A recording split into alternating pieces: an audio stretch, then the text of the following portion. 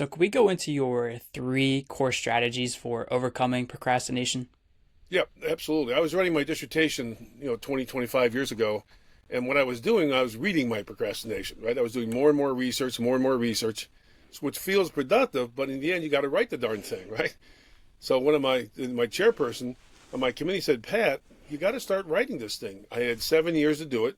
I was up against year seven. He says, I can give you a 1 year extension, but I need to see some chapters. And it was scary. And I actually went to a therapist, which 25 years ago, a lot of people didn't go to therapists.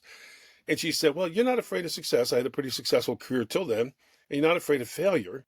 She said, you got to learn ways to manage this habit that you have, this procrastination. And at that time, 25 years ago, there was very, very, very little written about procrastination.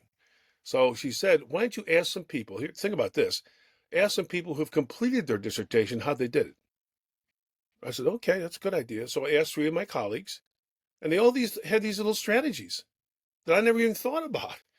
So the three that have really kind of been core principles for me for the last 25 years, one is chewable chunks. You can do work in 10 and 20 and 30-minute segments of time, not an hour and a half or 2 hours or 3 hours. I thought you had to sit down and just punch it out. You get tired, you get overwhelmed. They say, the heck with it. So just do 10, 20, 30 minutes at a time, take a little bit of a break, then come back to it. The thing you have to be very careful about is you don't want to go on social media during those breaks because you can go down a rabbit trail quickly and end up reading about panda bears in China. So chewable chunks is important. Making your progress visible is another one that was really powerful. And so every day I have an agenda that has my activities on it that I need to do. And I limited it to six. For years and years, I had 10 things. I get to seven, eight, sometimes nine and feel like a failure. A buddy of mine says, I only do 5 things a day, Pat. I said, really? So I have this across from my desk. It's bright yellow so I can see it from a distance. And anytime I get something done, as you can see here, I got this big black marker and I score it off. It feels wonderful. So making your progress visible somehow is important. And the third one is something I resisted. The third one is each one of them have what they call a reward map.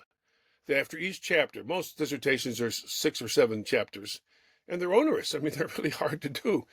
And each one had rewards after each chapter, not at the end of the dissertation, which can take you 2 and 3 years after each chapter.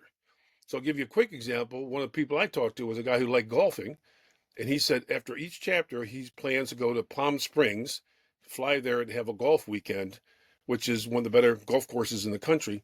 It cost him money, obviously, but it was a thing he would anticipate, he would be very excited about, and he would felt he's really doing himself well after a chapter was finished to go have some golf in a beautiful place. So chewable chunks, rewards work, and making progress visible are three strategies that will manage a lot of procrastination.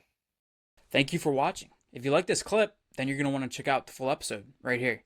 And if you could also leave a comment down below, let me know what you think. I would greatly appreciate it. And thank you again for watching.